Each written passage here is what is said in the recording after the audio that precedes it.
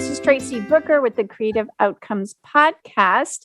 We are a podcast about homeschooling, unschooling, self-directed learning, and alternative education, and how you can create successful creative outcomes. And today with me, I have Nikki Lardas. And Nikki, if you can tell me a little bit about yourself and how you came to know and understand self-directed learning. And I want to share with people, today our topic is about advocacy. So, but before we get into advocacy, tell me a little bit about yourself and how you came to understand and know self-directed learning. Thank you, Tracy. I am the daughter of Greek immigrants. Dad was born there. My mother's family was born there. So I'm first generation, born and raised in Pittsburgh. Went to the University of Pittsburgh as a journalism major. Then I went into recreation and I ended up in my late 30s in special education. At 40, I adopted a 7-year-old biracial child who was ADHD. I homeschooled him. I unschooled him for a while. I homeschooled him. He didn't fit into the public school system after about the age of 12. Quite honestly, he took a test and he aced it, and they wanted him to skip junior high. And I said no. So I unschooled him. Then we traveled. I've been to 20 different countries and all 50 states. Wow. And I did 8 years in the Middle East, which I absolutely loved. But I also taught on Guam. So being a biracial family, we have a lot of multicultural kind of stuff going on. I got into self-directed learning because of babies. Because I've never given birth. Maybe that's why I'm so fascinated by them. But if you look at a baby, they learn to read, to walk, and to talk all by themselves. No lesson plans anywhere. And then they get to school and they're so excited. They walk into school and they're so happy. And then all of a sudden their faces fall because now they have these adults who are trying to tell them what to do. And they inherently know that they can figure it out for themselves, but the grown-ups aren't letting them anymore. And you can watch their faces kind of just, the excitement just falls. Well, let me ask you this question, because I'm sure there was this moment, and I can relate as a teacher. You know, you're so excited about being a teacher, right? We all go into education because we're so excited about learning. And there might have been this moment, or maybe it was just a book. There was just this aha moment where you go, wait a second. You know, is there anything that you think, an experience that just kind of stood out? I mean, it could have been the experience of just your own child. Well, I think it was, I'm a geek, so I read like everything. And when I was 12, I read Summerhill, and it changed my world.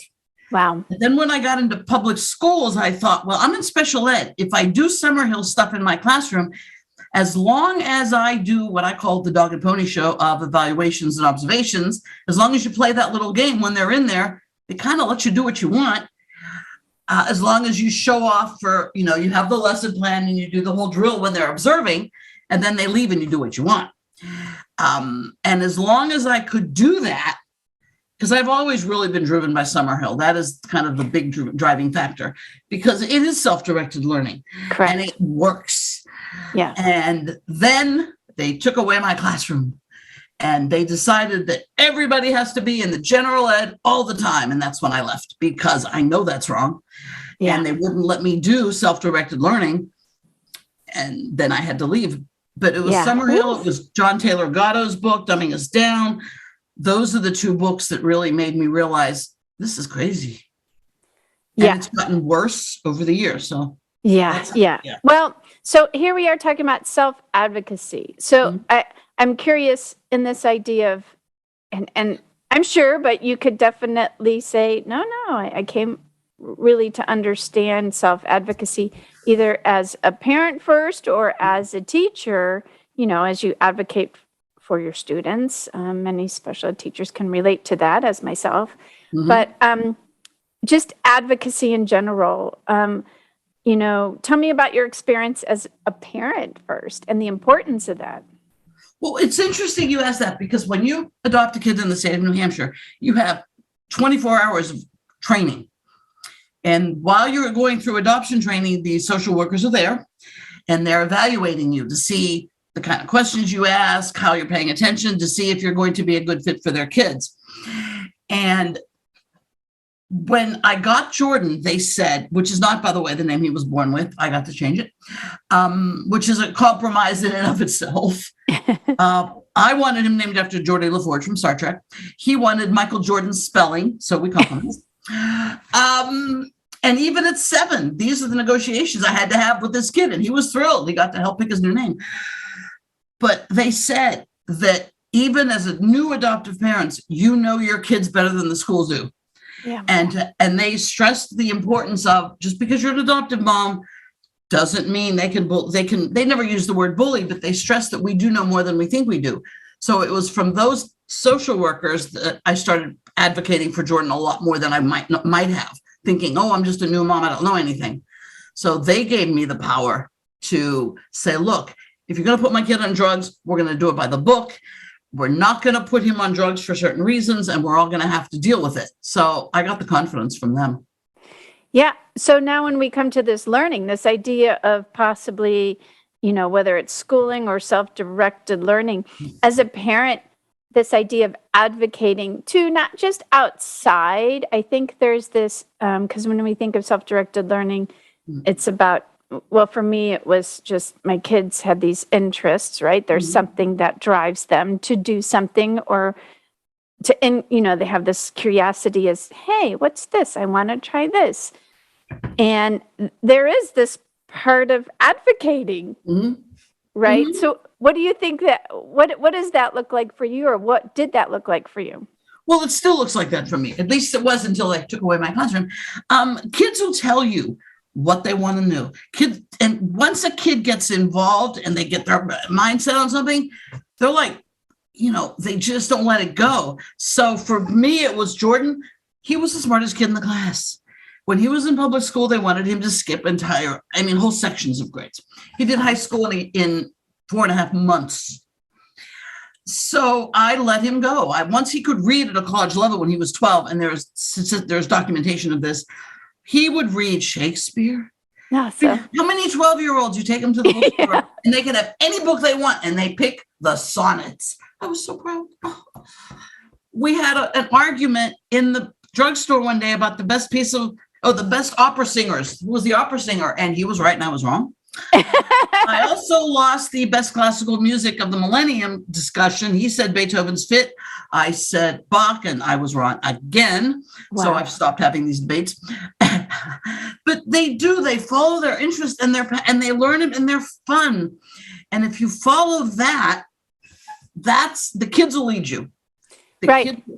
And that's so here you are as a parent, this, you're living it. You're in the public school system, and parents now are coming to you going, I don't know what to do. Help me. What do I do? Can you share maybe an experience or story where this idea of advocacy really doesn't change? Well, it's interesting you said that, because that actually happened. This one kid came in. His mom was fighting some issues in California. She came to the school and she said, they're not listening to my son. He has all these interests.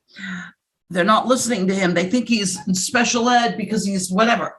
And she happened to be in the room with another teacher who thinks like I do. And Dawn and I are looking at each other going, this kid's going to be fine. So we assured the mother, don't worry. Donna's a very independent teacher, and he'll have me. He comes into my room. Do we do the IEP goals? Sort of. Legally, we do. Right. Then most of it was he wanted to learn Japanese. I said, fine, here's Duolingo, learn Japanese. He took notes. The kid was... Wow. Yes, 4th grader. You should see the notes this kid took. Japanese is not easy. Wow. He would come in every day. He was doing Japanese by himself. Another kid was into Legos. I said, don't worry, Mom, got this one. He could build things out of Legos. I'm telling you, the kid's amazing. So once I know what their interests are in a special ed classroom, when they still exist, I can do self-directed learning. When the kids talk to me about what they know, then the thing about the parents, though, it gets tricky with the schools, because if they've taken away a teacher's classroom, so they have to be in gen ed all the time, gets to be a problem because the special ed teacher isn't allowed to do those things anymore. Or then you have to go through special ed and the kids in the back playing with Legos and the other kids in the class are going, why does he get to play with Legos and we don't? And that causes problems. Right. So it was the space, it was the environment. Right. Even though one was, in a classroom and one's at home, it's just allowing the kids to use their, what do I want to say, free will. Free will, a sense of free will to be able to explore their interests. Well, it's also negotiation, though. You can negotiate with the kid. You can say, look, you have to do this, but if you get through this, then you have all this time to do what you want to do. Absolutely. And that's real life. That's like when you get older. It is. You work and they pay you, and then you go home and have fun. So you can negotiate with kids, too. And without a doubt. I mean, I think, there's also this sense of reality. Like, I just met with somebody the other day who is administrator 30 years. He's going to be on the podcast. Ooh. And he's going back to the classroom and he says, this is the way I do things. Mm-hmm.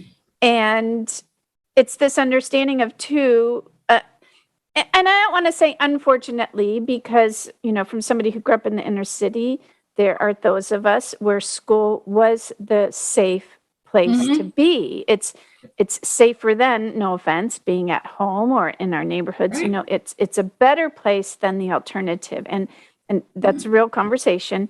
And so here we have these guidelines, these set of rules in the public, even private school system that we have to abide to.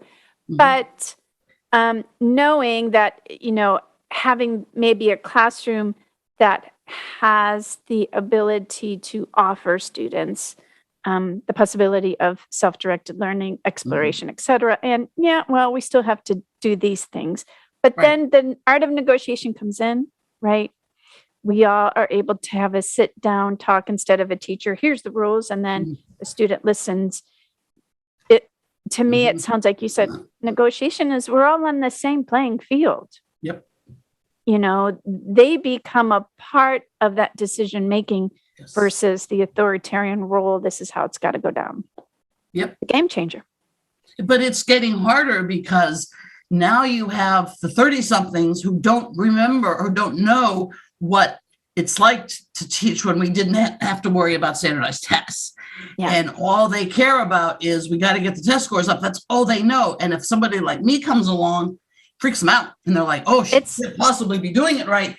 And it's simply because they don't know what the other side exactly. is like. They don't know what they don't know. And that's exactly why we're doing the podcast. You know what I mean? Is just to get the information out there going. I mean, I can't tell you how many of my son's friends, when they come over and, in their mind, they're like homeschooling, but then, and we're talking teens here, and you start having that conversation like, we didn't really do school. Huh? What do you mean you didn't do school? No, they just got to do what they wanted.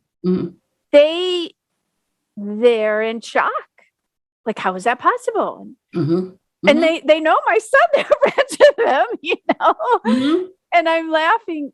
But it made me realize like they don't know what they don't know. But again, this is why we're here. And this is why we have people like you on to go listen, even if there is public education or a teacher or a parent who's listening to this and you're going, yep, here I am.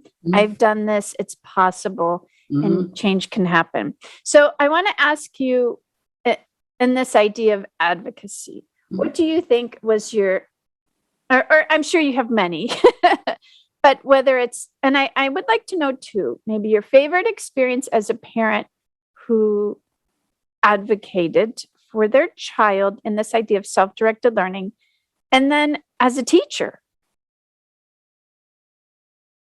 Well, I think as a teacher, when I helped that one kid do Japanese in my classroom, his mother was it was a relief thing. It was like she put her kid in a school where at least two of the teachers understood, but more than that, respected her son. I think too many times we look at kids and we label them. Yeah. And all we see is the label in special ed. Oh, you're autistic, you're this, you're that. And they don't understand that, yeah, apparently I'm supposed to be autistic. I don't know. I don't care. But whatever it is, they see the negatives. And, oh, this kid's special and they need a special classroom. And they don't. Yeah. I was thinking about ADHD, and what I did as a teacher when I was in the schools is I'd go, look, the things that we do in special ed will help all of you. Turn off the stupid neon lights, put classical music on. These are good for all kids, not just special ed kids. They're good for all kids. And as a teacher, I tried to some teachers, of course, couldn't listen to me. They just couldn't, like you said, they don't know. Some teachers are going, oh yeah. And all of a sudden, wait a minute. Oh, the lights are off in this classroom. Oh yeah, they won't remember that I told them that, and I don't really care. But all of a sudden, class management got better because the kids weren't freaking out by the lights. So that when you, kind of thing as a teacher. When you talk to that mom, like, and I know there's always that moment. It was like I'm sure the light turned on, but as a teacher and being able to kind of be that, I don't know, I guess conduit for her and her son, how did that make you feel? I mean, at this point, I've been doing my whole career. At that point, it's my job to make her feel like nice. That's kind of a thing. But at the same time, this mother had been struggling, and it was, it's my job, but it was still like, oh, I can help her, and that made me feel like, that works. And there's a few people like that. So, what was your favorite experience with your son? Oh, I think when he got in the car and he said, he'd been unschooled for a while, and he got in the car and he said, I was going to put him in public school for a while. So they tested him because he'd been homeschooled for a while.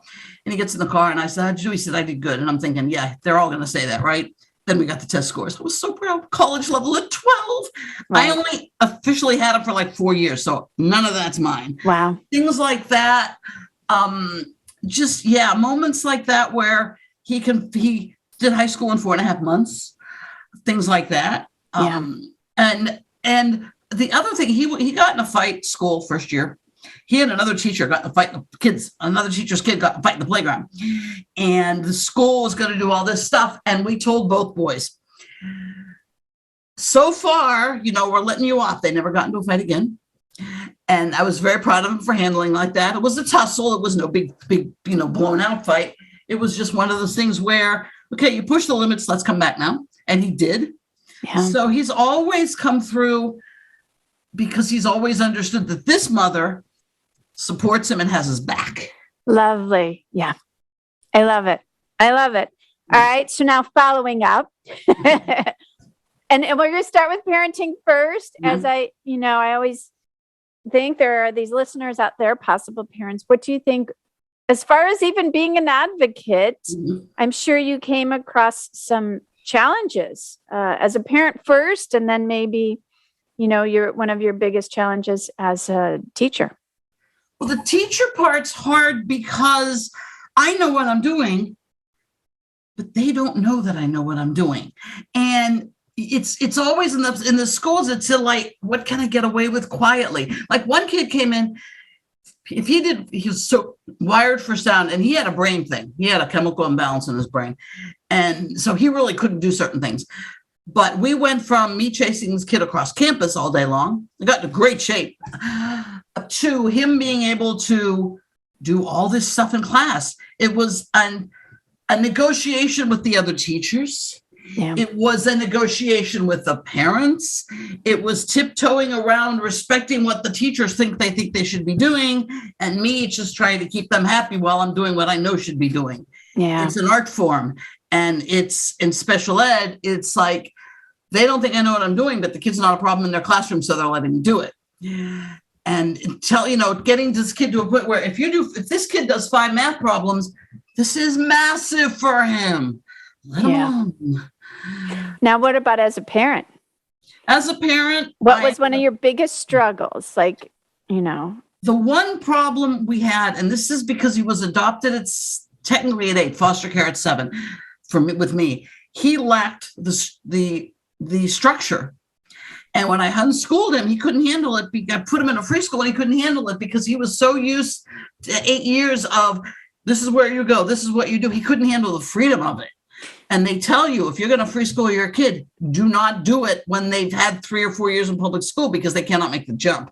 Yeah. So I had to pull him out of a wonderful free school, grassroots free school in Florida, if I can make that plug. Wonderful people. He just couldn't handle the freedom of it. He could handle the education part, no problem. He loved that. Interesting. That part, but he couldn't handle the non-structure. And as a parent, the one mistake I think I made with him was I am a free spirit, so I didn't kind of give him the structure he probably could have used when he was younger. That was the big problem I had. But I will share. I was reminded this. I remember it was like the first unschooling conference I attended, and I had this mom sitting next to me, and it was new. You know, we kind of did homeschooling, but I made the choice, no, we're going to unschool.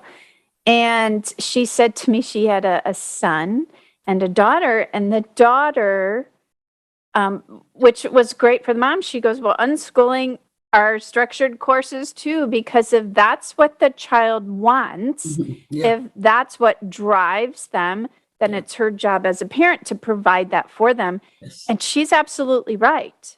Yeah. You know, and she goes, because my daughter, she wants to take classes. And she even questions me, how can I let my son, right, play video games or be in this, like he should be in school. But that's her daughter's choice. That was her choice. And the mom supported that. That was self-directed learning, I think consciously, correct? Mm-hmm. Yeah. And that too, she honored her son to be where he's at in that moment.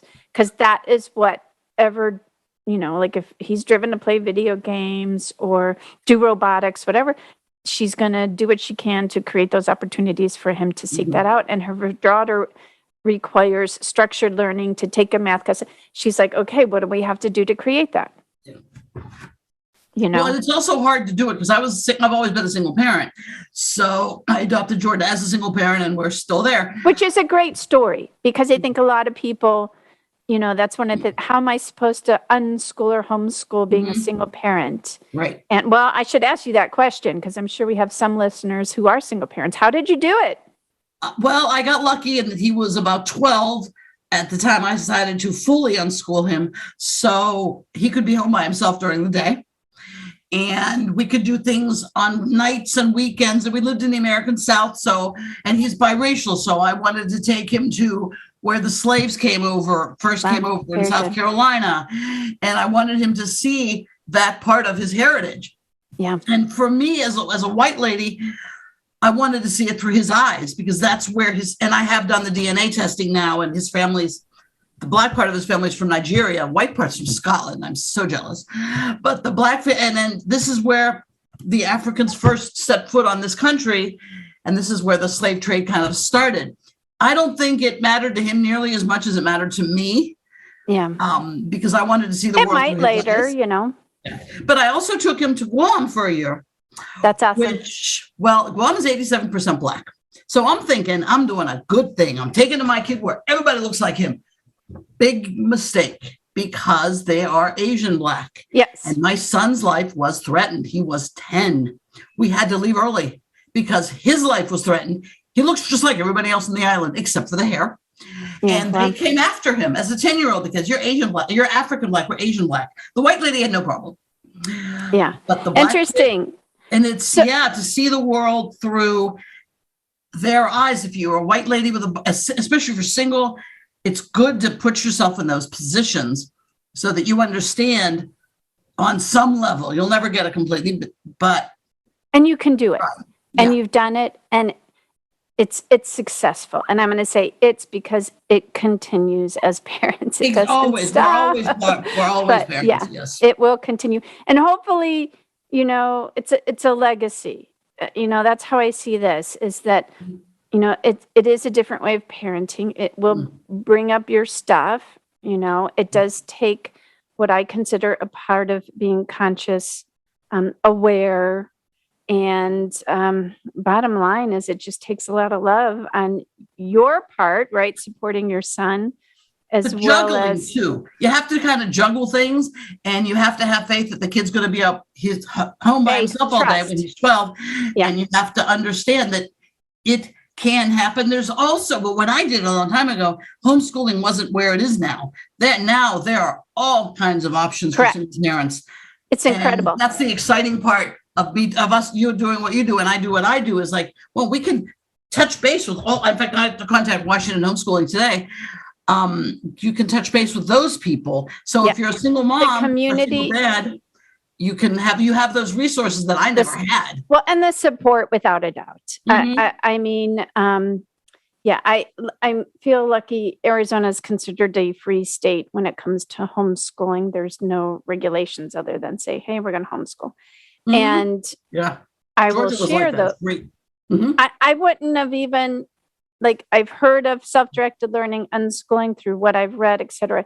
But to be in a group, a support group of other parents, some were teachers, believe it or not, and to kind of see and view and have these look at their children and to see where they're at, I don't know, I guess it eased the ego in me because, I was raised and I went to college. It's all a conditional system, public education, compulsory education, and then you come to the self-directed learning.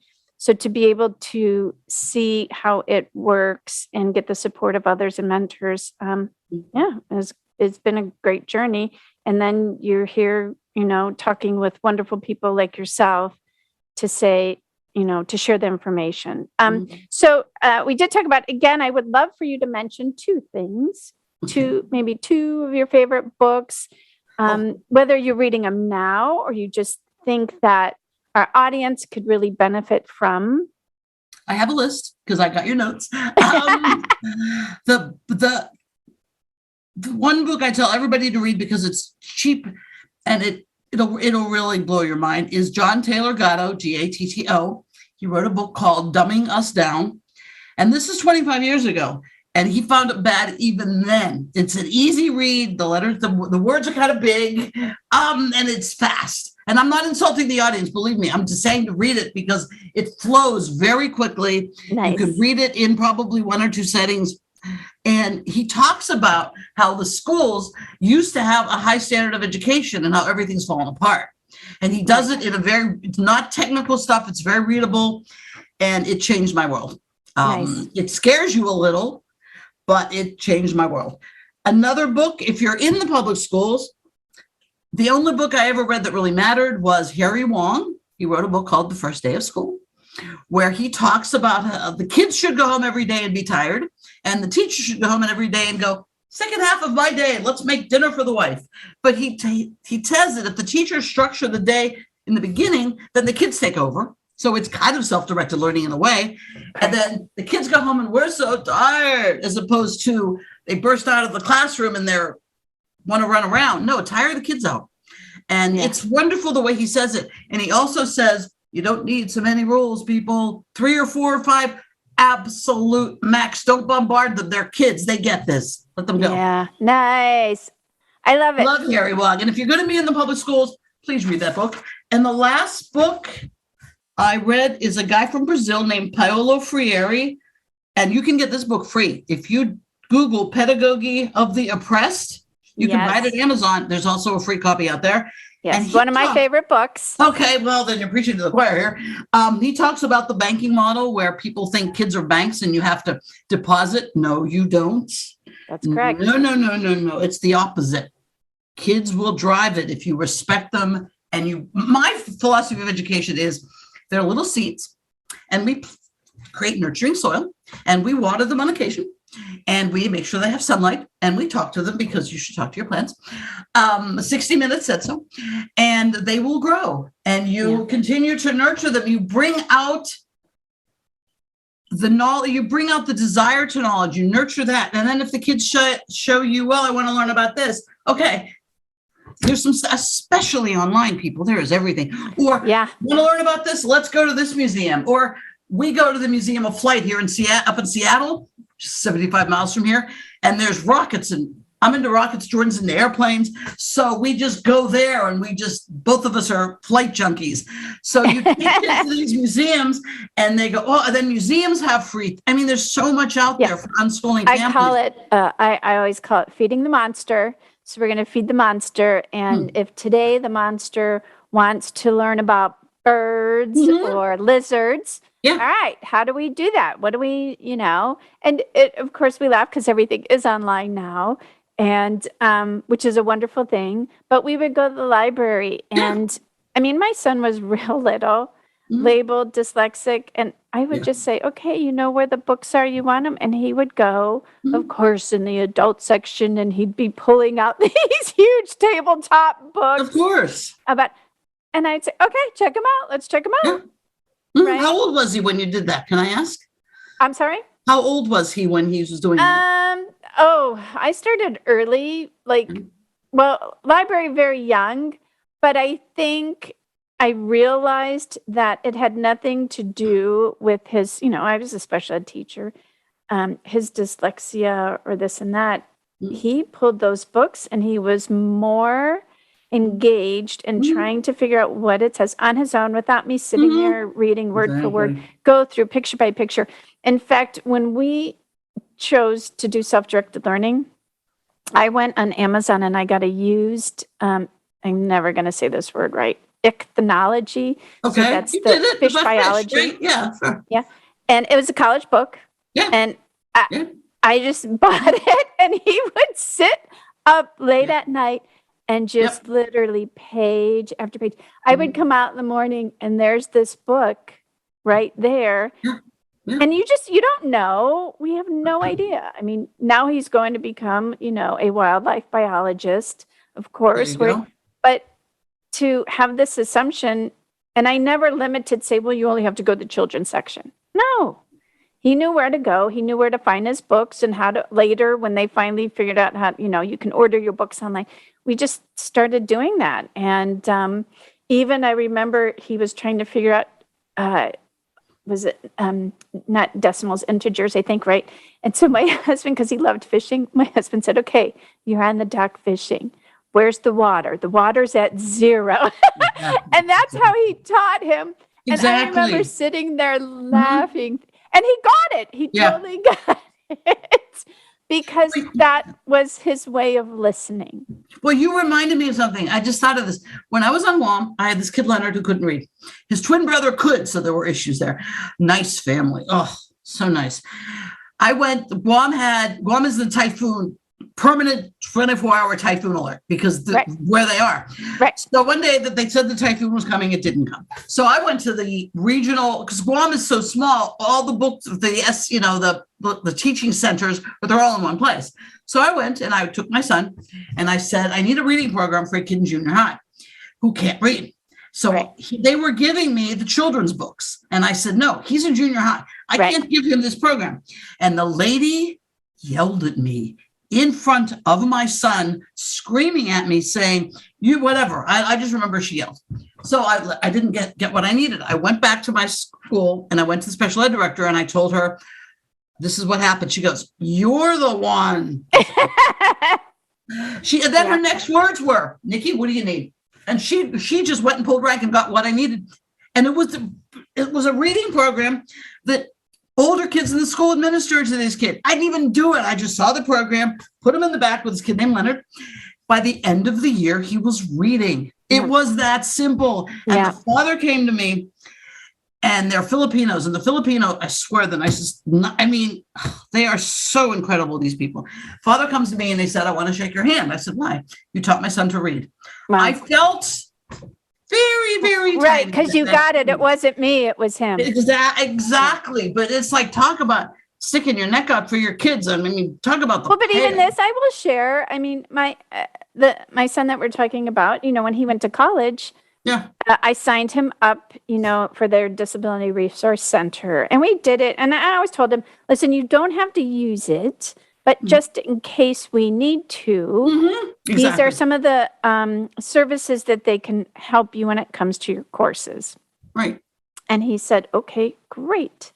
And to be honest with you, the only thing that we ended up using them for, which incredible, again, SPED teachers who are now in the college system assisting students, is they helped him because with a roommate, it just didn't work and he needed to get his own room.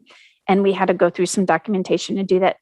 That's what they helped him for. But when it came to the books and things like that, he did it all on his own. I mean, he figured it out. And also, like I laugh going in this idea when they tested him again, IQ extremely high. I remember the biggest thing, it's math. He's having trouble with numbers. And the kid did all the way to Calc 5, which I don't think I could ever do. And I'm like, yeah, isn't that funny how I'm not sure of all those testing things, right? But that's a whole nother story. That's a whole nother podcast. But in the idea of advocacy and just, for me to go in and going, hey, listen, you may not have to use them, but just in case, you have this available to you. And two, the advocacy doesn't stop because self-directed learning, if they choose, I think it's just doing your best to help your child get to where they need to be in order to be happy. And survive. You have to, the reality is, especially if you're single or your two parents have to work, that you have to survive the schools. And one of the things that we do in our business is help parents navigate that a little bit.